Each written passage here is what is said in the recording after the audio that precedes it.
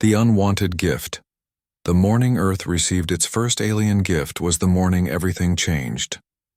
Commander Elena Rodriguez stood in the observation deck of Luna Station, staring at the massive object hanging in Earth's orbit.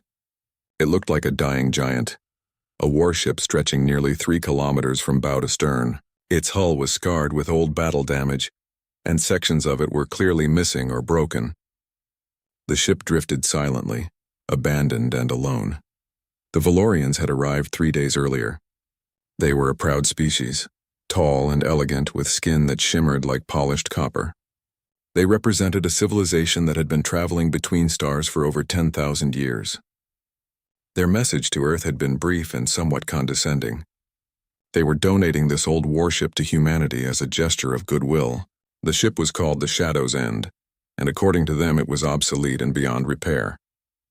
They suggested humans might learn something from studying it, the way a teacher gives a broken toy to a student. Elena felt insulted. Earth had worked hard to build its space program. Humans had colonies on Mars and mining operations throughout the asteroid belt. They were not children playing with toys. But she was also curious. This was alien technology, something humans had dreamed about for centuries. She could not let pride blind her to this opportunity. Her shuttle approached the alien vessel slowly. Through the viewport, Elena could see the strange beauty of the ship's design. The hull had patterns that seemed to shift and flow, made from materials Earth had never encountered. Some sections glowed faintly with dying energy. Others were completely dark. As they docked at one of the airlocks, Elena felt her heart racing. This was humanity's first real contact with alien technology. Inside the Shadow's End, everything felt wrong. The corridors were too wide and too tall. The Valorians were larger than humans, so nothing was built to human scale. The lighting was strange, flickering in colors that made her eyes hurt. Some rooms were freezing cold while others were uncomfortably warm. The air smelled metallic and sweet, making several team members feel dizzy. Elena led her exploration team deeper into the ship, their footsteps echoing in the empty halls. What they discovered was both exciting and frustrating. The ship's technology was incredibly advanced. There was a hyperdrive system that could fold space for faster-than-light travel. There were energy shields that could protect against weapons fire. There were power generators that seemed to draw energy from exotic particles humans barely understood. But none of it worked properly. The hyperdrive had a massive crack running through its core. The shield generators flickered weakly and then died. The weapon systems were missing critical components. The whole ship was falling apart. Elena's team spent weeks documenting everything they found. They sent reports back to Earth, and scientists argued about what to do. Some wanted to carefully dismantle the ship and study each piece separately. Others said that would take decades and waste the opportunity. Then Dr. James Chen made a presentation that changed everything. James was a physicist who had spent his career studying unconventional energy systems. He stood before the Earth Space Command Council and made a bold proposal. He said humans should stop trying to understand how Valorian technology worked. Their science was different. Their mathematics was different. Their entire way of thinking was different. Humans would never be able to replicate their technology exactly. Instead, humans should do what they had always done best. They should improvise. They should adapt. They should take what the Valorians built and transform it into something uniquely human. The room fell silent when James finished speaking. Then Elena spoke up. She liked this idea. It was risky and unconventional, but that was how humans had always survived. They were not the strongest species or the smartest, but they never gave up. They found ways to make things work even when logic said it was impossible. Earth Space Command approved the project. They called it Project Phoenix after the mythical bird that rose from ashes. They would not try to fix the Shadow's End the Valorian way. They would rebuild it the human way. Thousands of engineers and technicians volunteered for the mission. The ship was carefully moved to a massive construction platform near the moon, and work began immediately. The first 6 months were incredibly difficult. Every time engineers tried to connect human technology to alien systems, something went wrong. Power conduits melted from energy overload. Computer systems crashed because they could not communicate with alien processors. One team tried to restart a secondary power core and accidentally created a gravitational anomaly that made everyone on the platform float weightless for 4 hours. But slowly, through trial and error, they began to understand the ship. They realized they could not fix the alien hyperdrive, so they built a new one using human fusion reactor technology. It was larger and less elegant than the original, but it worked. They could not restore the energy shields to full power, so they welded thick plates of titanium ceramic armor over the weak sections of the hull.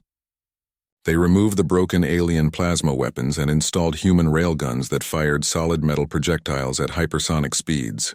They added missile launchers loaded with nuclear warheads. Where the Valorians had relied on one central computer system, humans installed dozens of backup systems throughout the ship. The Shadow's End began to look different. The smooth alien curves were interrupted by human additions that looked rough and industrial. Some engineers thought it was ugly.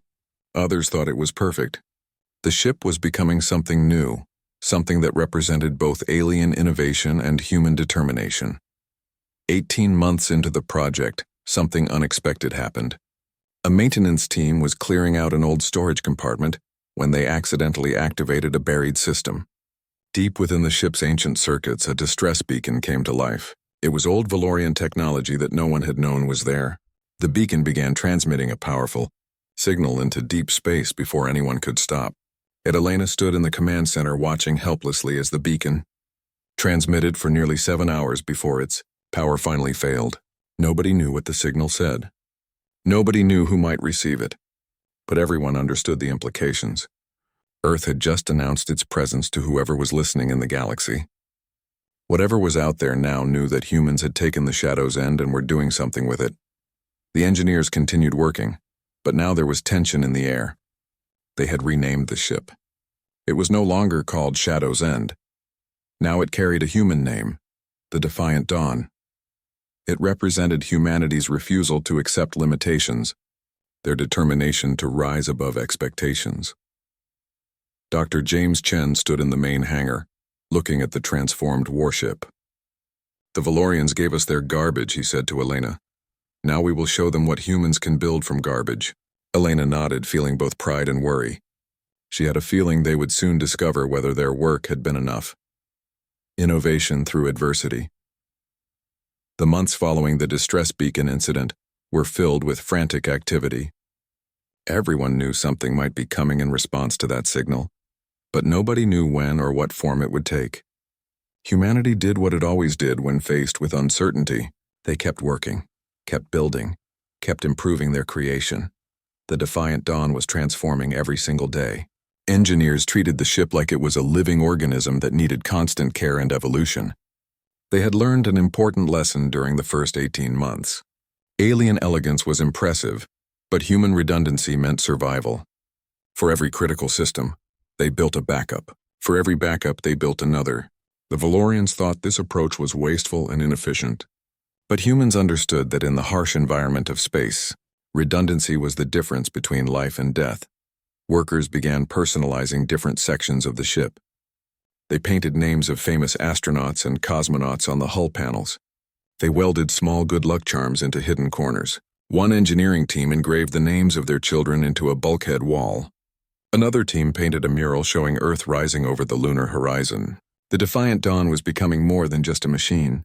It was becoming a symbol of human spirit and determination. The weapons systems were particularly impressive. Humans had completely removed the Valorian plasma cannons, which required exotic fuel that Earth could not produce. In their place, they mounted massive railguns that used electromagnetic force to launch solid metal projectiles at incredible velocities. These were simple weapons based on physics that humans understood perfectly. They added missile pods loaded with nuclear-tipped warheads, chemical explosive charges, and even old-fashioned kinetic kill vehicles. The variety seemed chaotic, but there was method to the madness. Dr. James Chen had developed a theory about galactic warfare. He explained it to the weapons engineering team during one of their planning sessions. "The galaxy has been relatively peaceful for thousands of years," he said. "Most species fight using energy weapons and plasma technology. Their defensive systems are optimized to stop those specific threats, but nobody has used kinetic weapons or nuclear explosives in space combat for centuries. They have forgotten how to defend against them. We are bringing back weapons they consider primitive, and that might be our greatest advantage." It was a gamble based on the assumption that advanced civilizations had become predictable in their warfare, but it made sense. Sometimes old technology could surprise an opponent who had grown too comfortable with the new. 20 months after Project Phoenix began, the moment everyone had been dreading finally arrived. Sensors detected multiple ships entering the solar system at the edge of the Kuiper Belt. They were not human ships. The vessels moved with the characteristic energy signatures of Valorian technology. The aliens had come to investigate their distress beacon, and they were not sending a simple scout ship. This was a military force. Commander Elena Rodriguez was aboard the Defiant Dawn when the alert came through. The ship was not completely finished, but it could fly and it could fight if necessary. She immediately ordered all crew members to battle stations and sent an urgent message to Earth Space Command. Whatever happened in the next few hours would determine humanity's future relationship with the galaxy. The Valorian strike force consisted of 4 warships, each one sleek and powerful. They approached Earth slowly, scanning everything with their advanced sensors. Then they transmitted a message. The translation came through in a cold, mechanical voice that somehow still conveyed arrogance and anger. The message stated that humans had activated Valorian property without permission. The Shadow's End remained the legal property of the Valorian Empire. Humans were ordered to cease all activities immediately and prepare to return the vessel to its rightful owners. Elena read the message 3 times, feeling her anger growing with each reading. She had spent nearly 2 years working on this ship. Her team had bled and sweated to save something the Valorians had thrown away like garbage. Now these aliens wanted it back simply because humans had made it valuable again. She recorded her response carefully, keeping her voice calm and professional.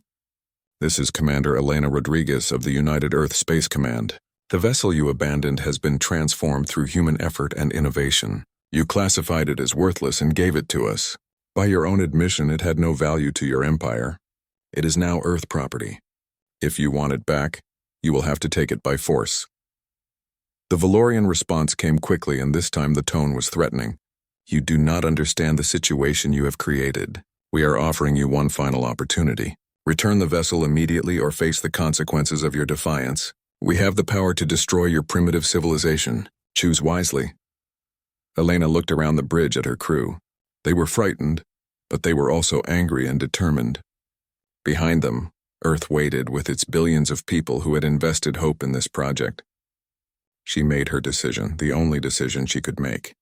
Her reply was simple and direct. Come and take it. The Valorian ships powered up their weapon systems. They fired a warning shot, a brilliant beam of plasma energy that streaked past the Defiant Dawn and vaporized a small asteroid in the distance. It was meant to demonstrate their overwhelming power, to make humans understand how outmatched they were. Commander Marcus Webb was the newly appointed tactical officer. He had transferred from Earth's naval submarine force, where he had spent 15 years hunting and being hunted in the ocean depths. He understood something fundamental about warfare that many people forgot. Sometimes the side with superior weapons did not win. Sometimes the unpredictable side won. Sometimes victory belonged to those who were willing to fight dirty and break all the rules. Marcus studied the tactical display showing the Valorian ships. They were moving in a standard military formation, confident and precise. They expected humans to either surrender or fight a conventional battle they could not possibly win. They were wrong on both counts. Marcus gave his orders calmly. Launch missile spread pattern Alpha. Target the lead ship. All tubes fire on my command. The weapons officer hesitated for just a moment, then obeyed. The Defiant Dawn launched 8 missiles simultaneously. These were not sophisticated alien weapons. They were human-designed nuclear warheads attached to advanced rocket motors. Simple, reliable, and incredibly destructive. The Valorian ships reacted exactly as Dr. Chen had predicted. Their energy shields activated, designed to absorb and deflect plasma weapons and laser fire. The shields were perfect for stopping energy-based attacks, but they were not optimized for physical objects traveling at extreme velocities. The first missile struck the lead ship's shield and detonated. The nuclear explosion did not penetrate the shield, but it caused a massive power drain. The second missile hit the same location 2 seconds later. The shield collapsed completely. The third, fourth, and fifth missiles struck the exposed hull directly. The Valorian warship did not explode dramatically like in entertainment videos. Instead, it simply stopped functioning. Its engines died, its lights went out, and it began drifting helplessly in space. Small explosions flickered inside it as systems overloaded and failed. The ship was crippled and combat ineffective. A message came through from the damaged Valorian vessel, and this time the alien voice sounded shocked and confused. "You use nuclear weapons in space combat. That is barbaric. That is uncivilized. How dare you employ such primitive tactics?" Elena smiled as she transmitted her response. "That is human. Welcome to Earth's way of war." The remaining 3 Valorian ships hesitated, clearly not expecting this level of resistance. They began reforming their approach, being more cautious now. But the damage was done. Humans had proven they could hurt their technologically superior opponents. The psychological advantage had shifted. Marcus was already planning the next move. "They will be more careful now," he said to Elena. "They will stay at longer range and try to use their superior weapons to pound us from a distance. We need to close in and force them into situations where our weapons work best." Elena nodded. "Then we use Earth's home advantage. Take us toward the asteroid belt. Let us see how well they can fight when they cannot see clearly." The Defiant Dawn accelerated away from Earth, heading toward the dense asteroid field between Mars and Jupiter. The Valorian ships followed, maintaining their distance but refusing to let the human vessel escape. They did not understand yet that humans were not running away. They were choosing their battlefield. 3 days of maneuvering followed. The Defiant Dawn led the Valorian ships deeper into the asteroid field, using the massive rocks as cover and obstacles. The aliens grew frustrated. Their precise weapons were designed for clean battles in open space, not for fighting in chaotic environments full of debris. Meanwhile, human engineers worked around the clock repairing damage and preparing for the next engagement. The real battle was about to begin, and this time humanity would show the galaxy something it had not seen in thousands of years. They would show what happened when a species that had spent its entire history fighting and surviving on a dangerous planet brought that experience to space. The Valorians had made a critical mistake. They had assumed humans would fight by galactic rules. They were about to learn that humans did not know those rules, and even if they did, they would not follow them. The battle for humanity's future. The battle began at dawn, Earth time. Commander Elena Rodriguez had chosen this moment deliberately, knowing that Earth would be watching through every telescope and sensor array pointed at the asteroid belt. Humanity needed to see this fight. They needed to understand what was happening far above their planet. 6 Valorian warships now surrounded the Defiant Dawn. 3 more vessels had joined the original strike force, bringing reinforcements and heavier weapons. The alien commander, a veteran warrior named Telvok, transmitted one final ultimatum. This was humanity's last chance to surrender the ship and submit to Valorian authority. After this, there would be no mercy. Elena's response was to power up every weapon system on the Defiant Dawn. The ship's lights blazed brightly in the darkness of space, a clear challenge. Commander Marcus Webb stood at the tactical station, studying the enemy formation. The Valorians had positioned themselves perfectly according to standard military doctrine. They had created overlapping fields of fire with no gaps. They had superior numbers, superior technology, and superior firepower. By every logical calculation, they should win easily. Marcus smiled. He had never been very good at following logic. "Activate the surprise packages," he ordered quietly. "Let us show them what humans left for them." 3 months earlier, while leading the Valorian ships into the asteroid belt, human engineers had been busy. They had scattered hundreds of small devices throughout the area, carefully hidden among the rocks and debris. These devices were simple mining charges reprogrammed to serve as space mines.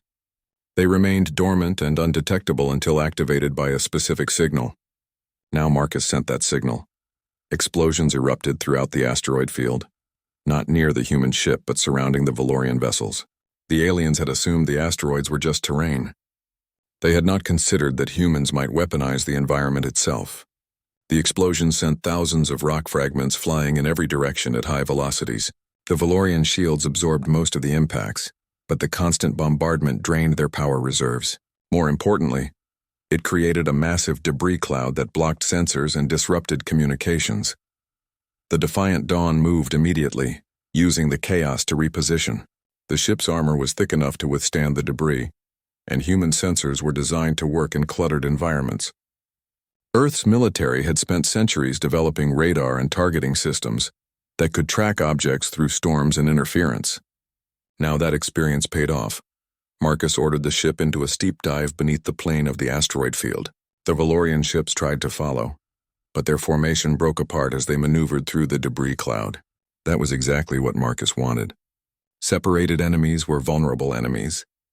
The first Valorian ship to emerge from the debris found itself facing the Defiant Dawn at close range. Human railguns fired solid tungsten slugs at relativistic speeds. The kinetic weapons punched straight through the alien ship's energy shields, which were designed to deflect energy but struggled against physical projectiles. The slugs tore through the Valorian hull, venting atmosphere and causing catastrophic damage to internal systems. A second Valorian vessel tried to assist its companion, but flew directly into a spread of human missiles. These warheads were not nuclear this time. They were conventional explosives wrapped in fragmenting cases designed to create shrapnel clouds. When they detonated near the alien ship, thousands of metal fragments struck the hull at high velocity. It was like being hit by a shotgun blast in space. The elegant Valorian armor, designed to ablate energy weapon impacts, was shredded by the crude but effective fragmentation attack. Telvok watched in disbelief as his superior force was being systematically dismantled by tactics he considered primitive and barbaric. The humans were not fighting with honor or following any recognizable battle doctrine. They were fighting like wild animals, using ambush and deception and weapons that no civilized species had employed in millennia. He ordered his remaining ships to pull back and regroup, but Marcus anticipated this move. The Defiant Dawn accelerated hard, burning its engines at maximum output.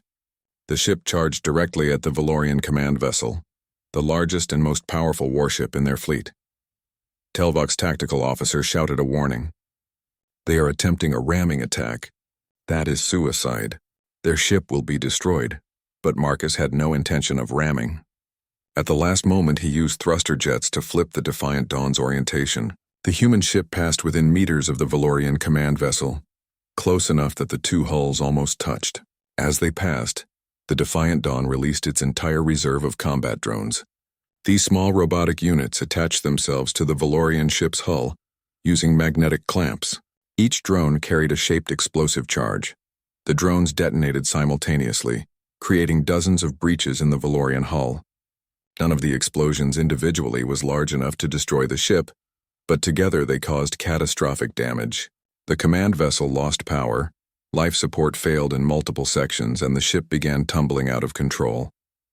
3 Valorian warships destroyed, 2 heavily damaged, 1 retreating at maximum speed. The battle had lasted less than 2 hours. The Defiant Dawn had suffered damage as well. Hull breaches in 4 sections, 1 railgun destroyed, shield generators operating at 30% capacity. But the ship was still functional, still fighting. Most importantly, humanity had won. The message that went out to the galaxy was transmitted by Telvok himself before his ship's communications failed completely. The humans fought with weapons and tactics we had forgotten existed. They showed no regard for established rules of warfare. They are dangerous and unpredictable. They are also victorious. 2 weeks later, Earth received a new transmission. This one came from the Galactic Council, a coalition of hundreds of species that maintain peace and order across multiple star systems. The message was formal and respectful. Humanity had demonstrated remarkable ingenuity and combat capability. The Council was impressed and concerned. Earth was invited to send representatives to discuss membership in the galactic community. Elena stood on the bridge of the Defiant Dawn as it underwent repairs at the lunar construction platform. Engineers were already at work fixing damage and implementing improvements based on lessons learned during the battle. The ship that the Valorians had mocked as worthless garbage was now famous across multiple star systems. Some species admired humanity's victory, others feared it. Dr. James Chen joined Elena at the observation window. They gave us their trash and we turned it into something that defeated their best warships, he said. I wonder what we could do if they gave us something valuable. Elena smiled. Maybe they will think twice before underestimating humans again. We are not the most advanced species and we are not the most powerful, but we are creative, we are stubborn, and we absolutely refuse to give up. Work crews painted new words on the Defiant Dawn's hull. Under the ship's name, they added a phrase in multiple languages, including English, Mandarin, Spanish, and Arabic. The phrase read, "Built from rejection, forged in defiance, proven in battle." Humanity had announced its presence to the galaxy in the most dramatic way possible. They had taken something worthless and made it unstoppable. They had fought against superior technology and won through innovation and determination. The age of human isolation was over. The age of humanity among the stars had begun, and it had started with a ship that aliens thought was garbage. Commander Marcus Webb looked at the tactical display showing Earth and its surrounding space. New construction projects were already beginning. More ships were being planned, but none would ever have the same significance as the Defiant Dawn, the ship that proved humanity deserved its place among the stars. "Welcome to the galaxy," Marcus said quietly. "They wanted to teach us our place. Instead, we showed them what humans can do. This is just the beginning." Echoes of defiance. The victory against the Valorian strike force changed everything for humanity. Within 6 months, Earth had become the most talked-about civilization in the known galaxy. News of the battle spread through countless star systems, carried by traders, diplomats, and military observers. The story grew with each telling. Some versions were accurate, others were exaggerated, but all agreed on one fundamental truth. Humanity had defeated a technologically superior force using creativity and unconventional tactics. Commander Elena Rodriguez found herself thrust into an unexpected role. She was no longer just a military officer. She had become the face of human space exploration, the symbol of Earth's emergence onto the galactic stage. Delegations from dozens of alien species requested meetings. Some came with offers of friendship and trade agreements. Others came to study these unpredictable newcomers who had disrupted thousands of years of established military doctrine. The Galactic Council formally invited Earth to send representatives to their central assembly on a planet called Nexus Prime. It was an honor that normally took centuries for new civilizations to achieve. Elena was chosen to lead the human delegation, along with Dr. James Chen and Commander Marcus Webb. Before they departed, they spent weeks preparing, studying everything humanity knew about galactic politics and alien cultures. The journey to Nexus Prime took 3 weeks using the Defiant Dawn's hybrid hyperdrive system. The ship had been repaired and upgraded after the battle. Engineers had refined the integration between human and Valorian technology, making the systems more efficient and reliable. The vessel looked different now, with fresh armor plating covering the battle scars and new weapons mounted in strategic positions. Workers had added observation decks and diplomatic quarters, transforming sections of the warship into something that could serve peaceful purposes. As they traveled through hyperspace, Elena spent her time reviewing intelligence reports about the Galactic Council. The organization included over 300 member species, each with different cultures, technologies, and political goals. Some were ancient civilizations that had been exploring space for tens of thousands of years. Others were relatively young, only a few thousand years old.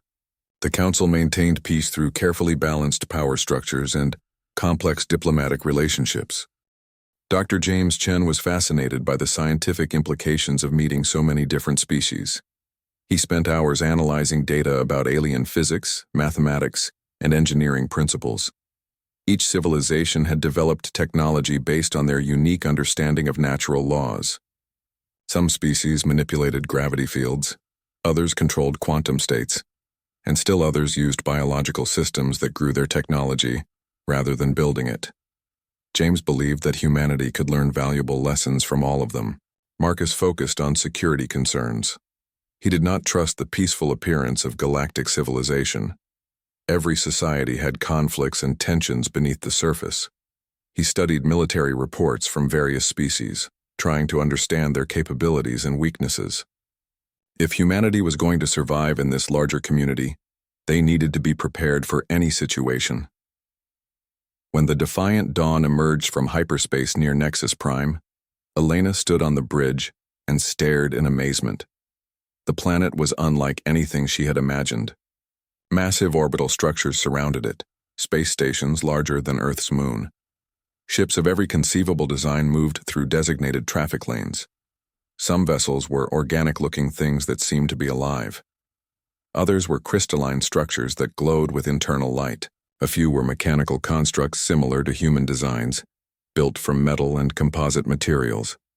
The planet itself was breathtaking. It had been completely terraformed and redesigned for diplomatic purposes. 7 different biospheres existed. On the surface, each one tailored to suit different alien environmental needs. Cities floated in the atmosphere, connected by transport tubes that stretched for hundreds of kilometers. The entire world was a monument to cooperation and shared civilization. A message came through from orbital control, welcoming the human delegation and providing approach vectors.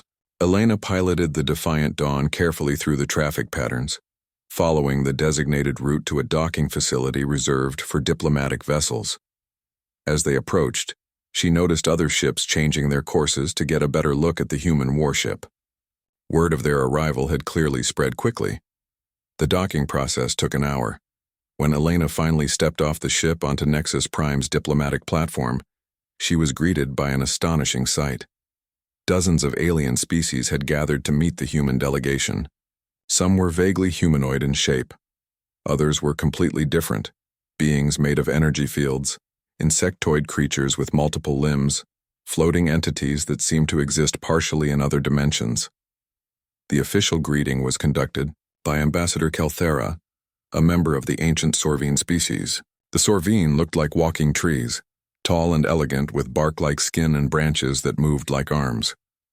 Kelthera spoke in a melodious voice that was simultaneously translated into multiple languages, including English. Welcome to Nexus Prime, humanity. Your arrival has been anticipated with great interest. The Council wishes to understand your people better and discuss your potential role in our galactic community.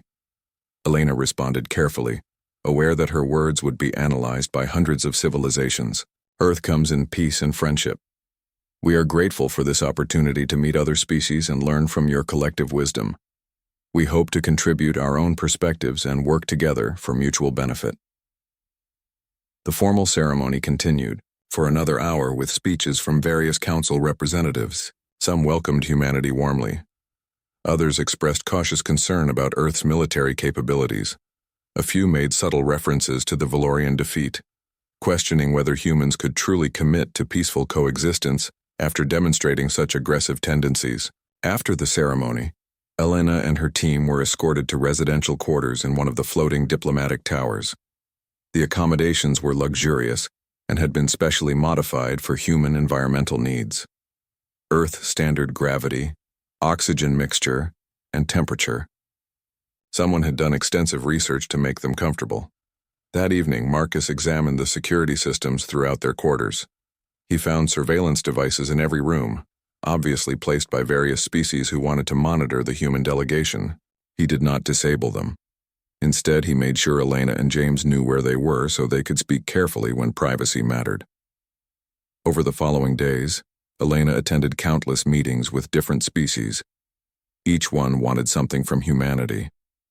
The Carthalan Collective offered advanced medical technology in exchange for human combat tactics. The Prexian Union wanted to study human psychology to understand their creative problem-solving abilities. The Tyrosian Empire simply wanted to establish trade routes and profit from commerce with Earth. But not all encounters were friendly. On the 4th day, Elena met with representatives from the Krivari Dominion. The Krivari were a militaristic species that controlled a significant portion of the galaxy through force and intimidation. They were reptilian in appearance, covered in armored scales with eyes that glowed like burning coals. The Krivari commander, Vokresh, made his position clear during their first conversation. Your species has demonstrated aggression and unpredictability. These are dangerous traits. The Council should carefully consider whether humanity deserves membership or whether Earth should remain isolated and monitored. Elena met his challenging gaze without flinching. Our species defended itself against an unprovoked threat. We used available resources to protect our home. These are not dangerous traits. These are survival traits that any species would employ in similar circumstances. Vokresh clicked his claws together in what Elena had learned was a gesture of dismissal. You violated established combat protocols. You used weapons considered primitive and barbaric. You showed no respect for civilized warfare traditions. This suggests your species is not ready to join galactic society. Marcus stepped forward before Elena could respond. His voice was calm but carried an edge of steel. Perhaps your civilized traditions have made you forget what real combat looks like. When survival is at stake, there are no rules. There is only victory or defeat. Humanity chose victory, and we will always make that choice." The tension in the room was palpable. Several other species representatives watched the confrontation with intense interest. Vokresh studied Marcus for a long moment, then made a sound that might have been laughter. "We shall see how long your defiance lasts, human. The galaxy is much larger and more dangerous than your small experience suggests." After the Kravari delegation left, Dr. James Chen approached Elena with concern. "We are making enemies as well as friends. The Council is divided about whether to accept us or contain us. Our victory against the Valorians impressed some species but frightened others." Elena nodded, understanding the complexity of their situation. "We cannot change who we are to make others comfortable. Humanity survived because we adapted, innovated, and fought when necessary. If the Council wants our membership, they have to accept all of what we are, not just the parts they find acceptable." That night, Elena stood on a balcony overlooking one of Nexus Prime's floating cities. The view was spectacular, showing the diversity and wonder of galactic civilization. But she also felt the weight of responsibility pressing down on her shoulders.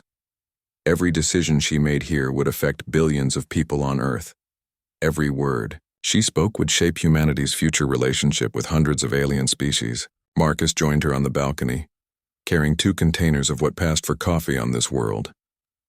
"It tastes terrible," he said, handing her one. "But it has caffeine, which is all that matters."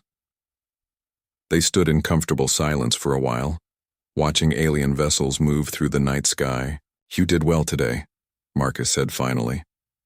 "Vokresh was testing you, trying to intimidate you into showing weakness. You stood firm without being aggressive." "That was exactly right." Elena took a sip of the awful coffee and grimaced. "I keep thinking about everyone back on Earth. They are watching and hoping we succeed. We cannot let them down. We cannot let humanity's first contact with galactic civilization be a failure." Marcus smiled. "We already succeeded. We survived a battle against superior forces. We earned an invitation to the Council. Everything from this point forward is just details. Humanity has proven it belongs among the stars. Now we just need to make sure everyone else understands that." The following week brought more meetings, negotiations, and diplomatic encounters. Elena discovered that galactic politics were incredibly complex, with ancient alliances and long-standing conflicts that influenced every decision. Some species supported human membership because they saw Earth as a potential ally against their rivals. Others opposed it for exactly the same reason. The Council operated through careful consensus building and compromise, a process that moved slowly and required patience. Dr. James Chen made significant progress in scientific exchanges.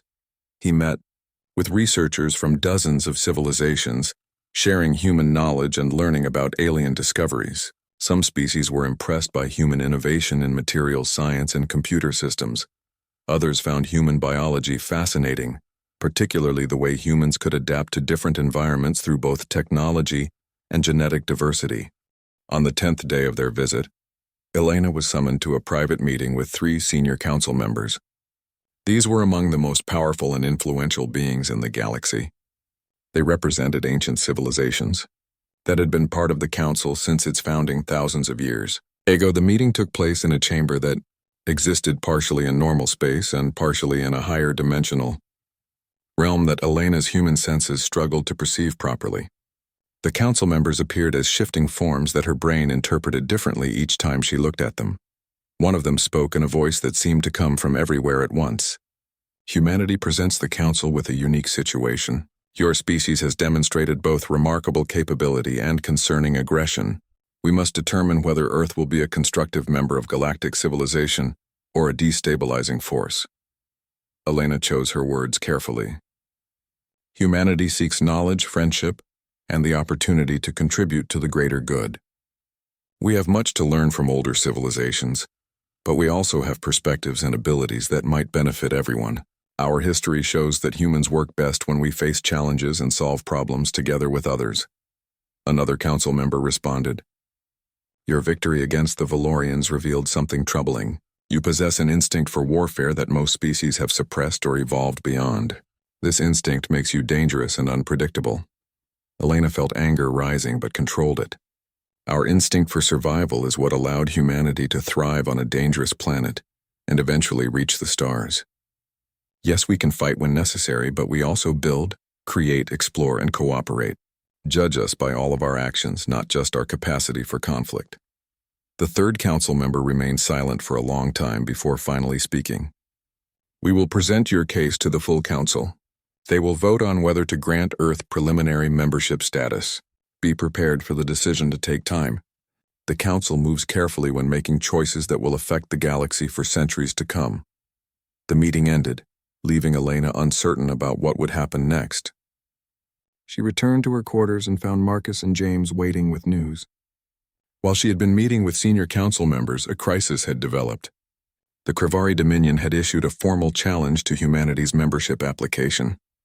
They were demanding that Earth prove its worthiness through a trial by combat, an ancient tradition that the council rarely invoked anymore.